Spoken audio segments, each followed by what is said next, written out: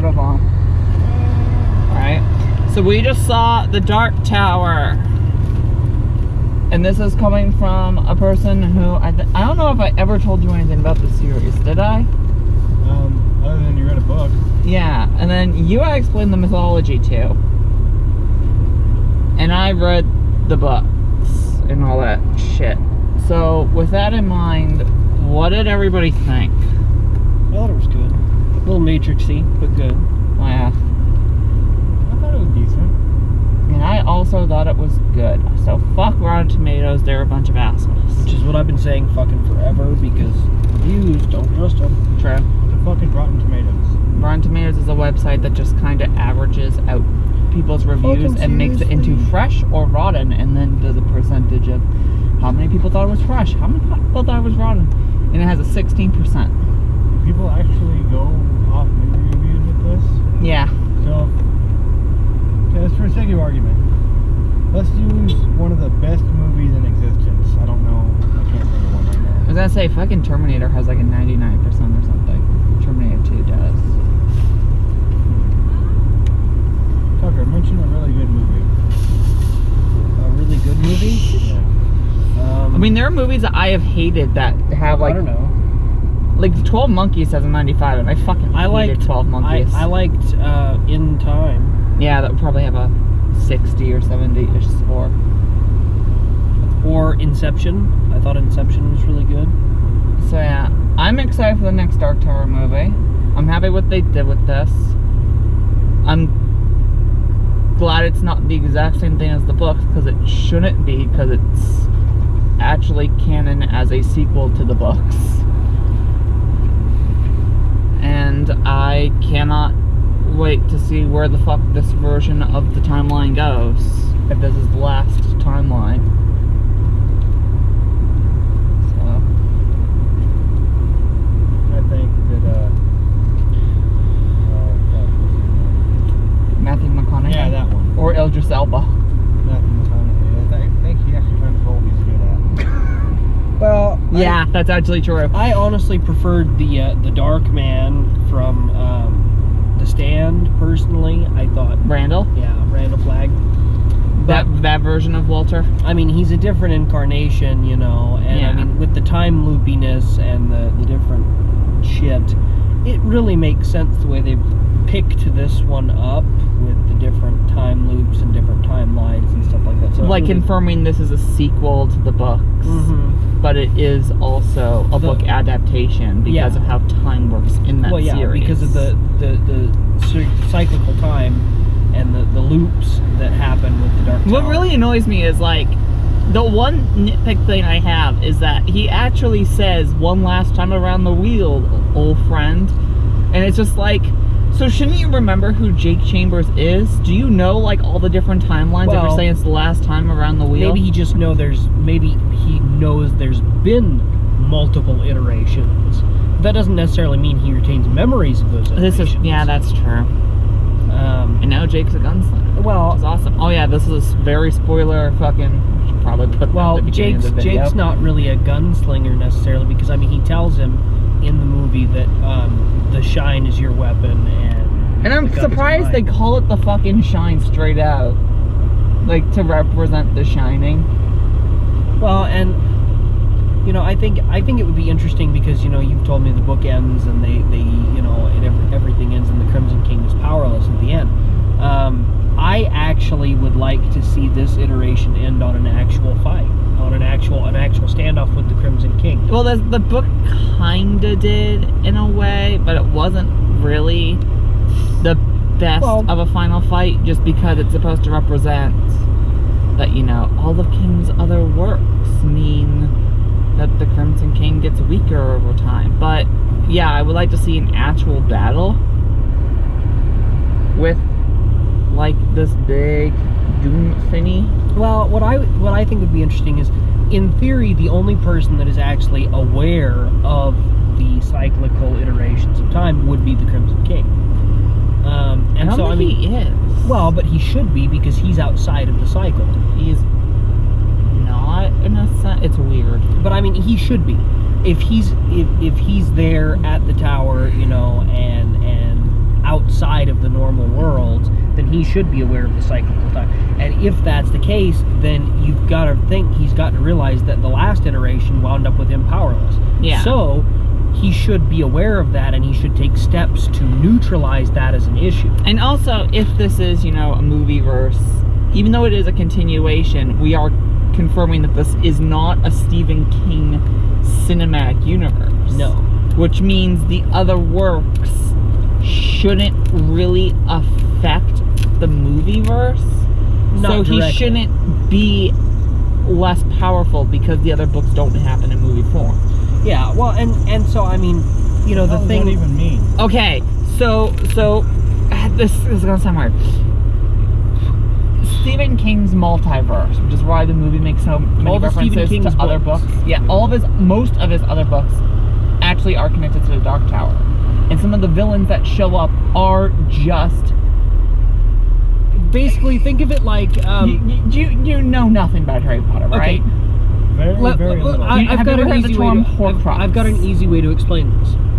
Okay, so the Crimson King wants to destroy the universe and basically remake it in his image. To do this, he has to do a whole bunch of shit in a whole lot of places at the same time. So what he did is he split up his power among a bunch of different people that work for him. All in different universes. So, Which is like, each book Walter that happens. has some of his power. Pennywise the Clown has some of his power. Well, Pennywise kind of doesn't, but does. It's difficult. It's anyway. The point is, all the creepy shit that happens in all the Stephen King stuff is because the Crimson King split his power among all these different universes to facilitate certain events. This is the basic way to take down the tower. So when the different books end, that means this god tier thing just lost some of his power. So by the end of the Dark Tower's last book, he's all like this crippled old man.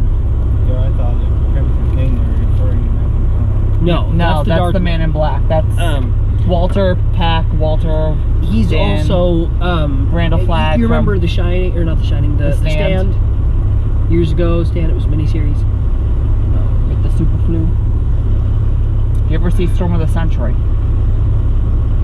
Did you ever read Needful Things?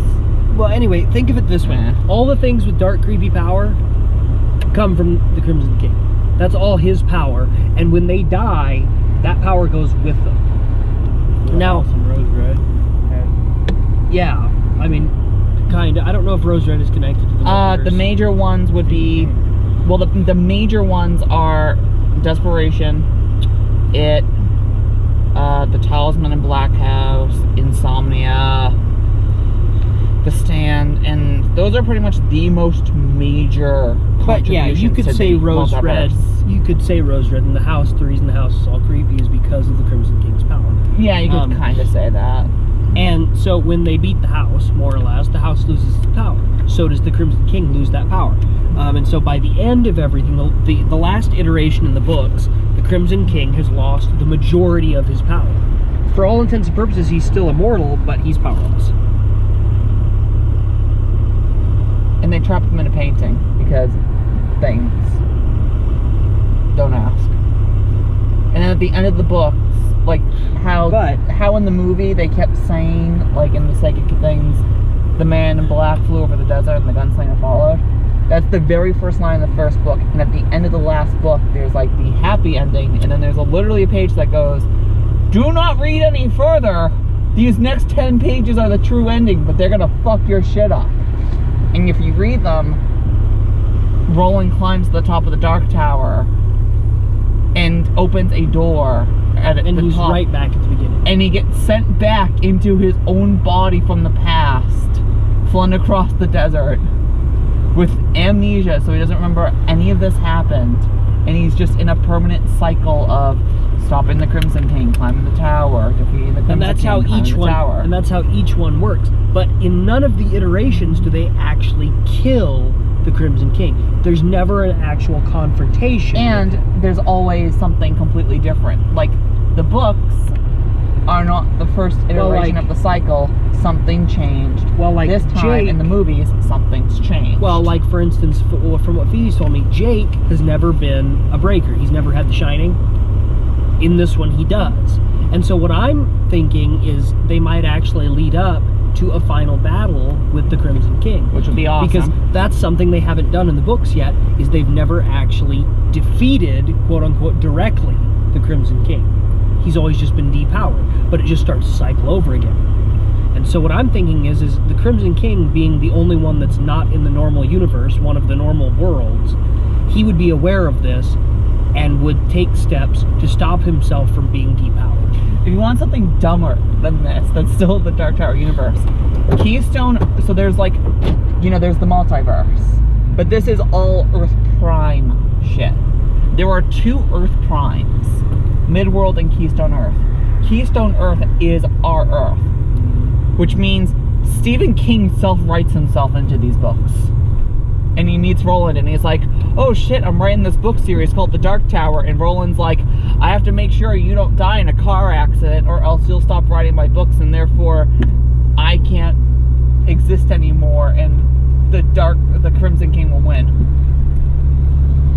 And so my theory is I kind of hope they don't do that in the movies. Well, I don't think they will. My theory is that this iteration will end with the Crimson King basically putting fail-safes in to stop himself from being depowered.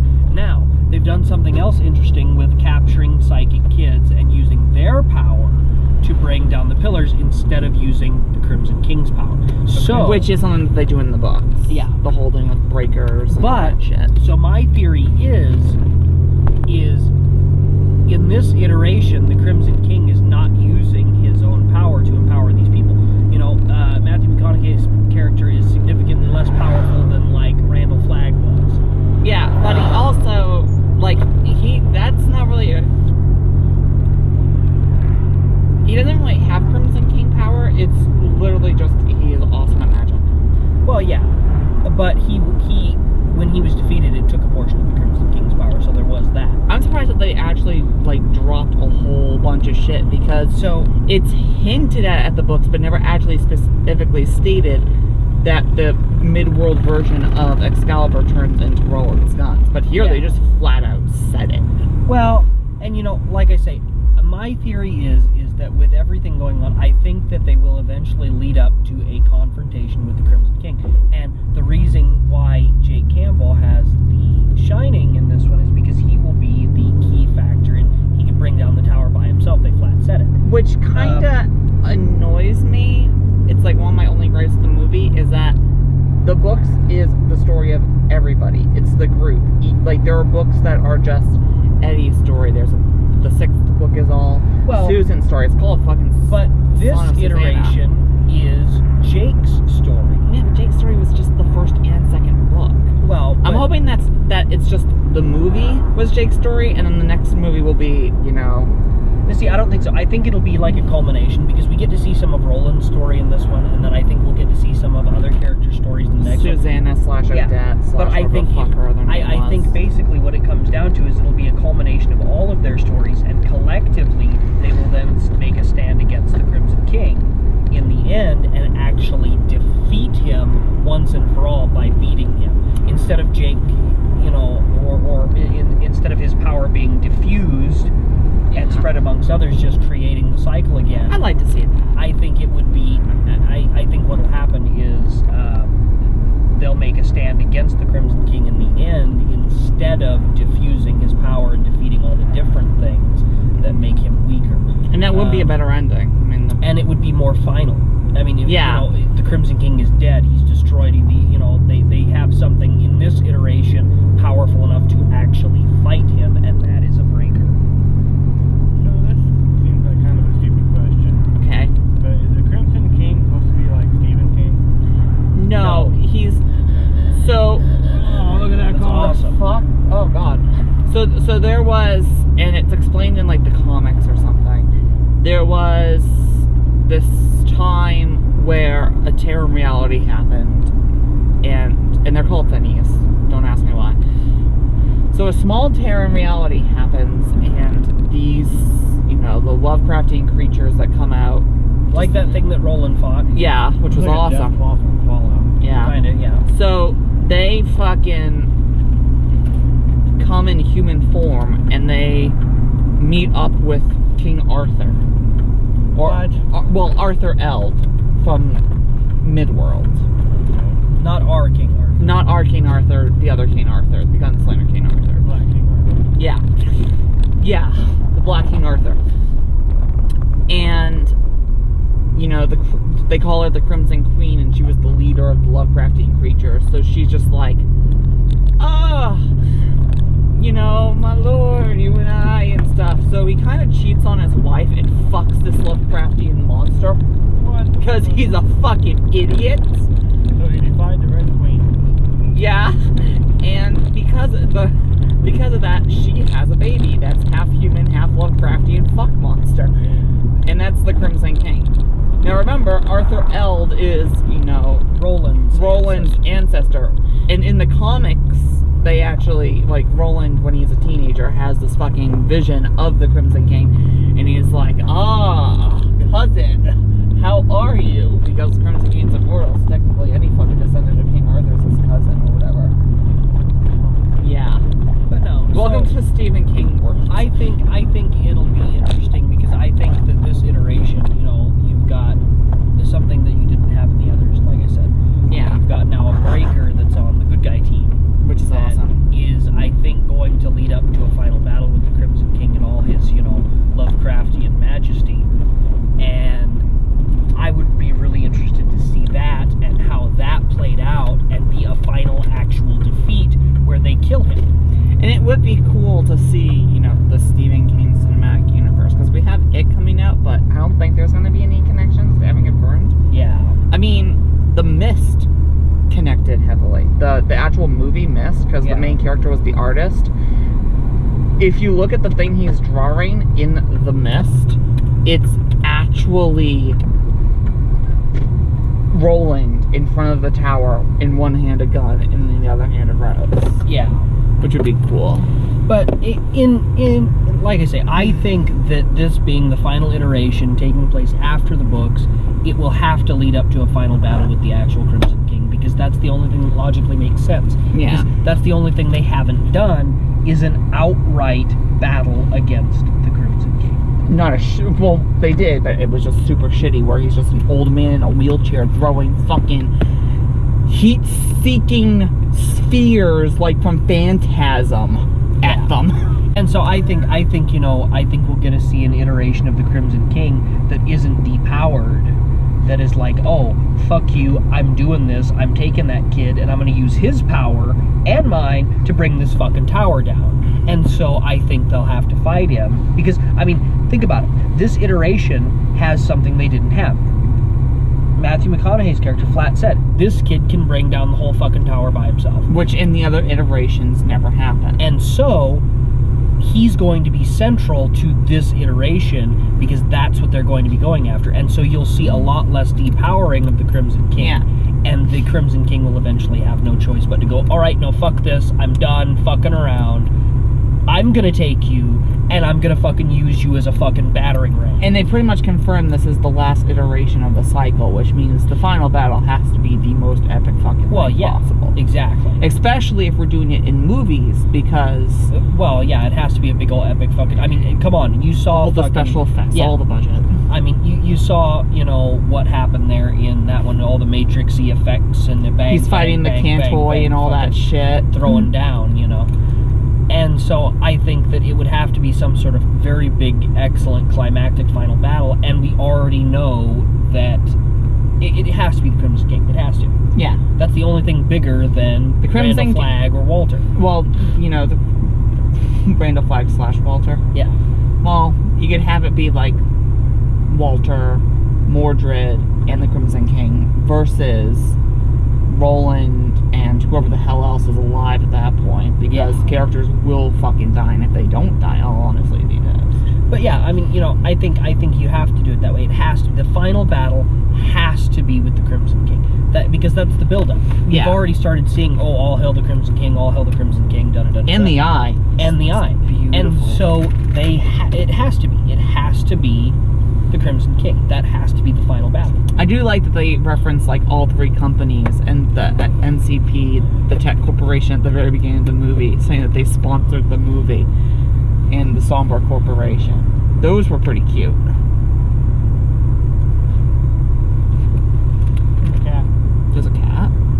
But I think that is a good review video, a good place to leave off. Yeah. I want to see more of the corporations, like the financial battle.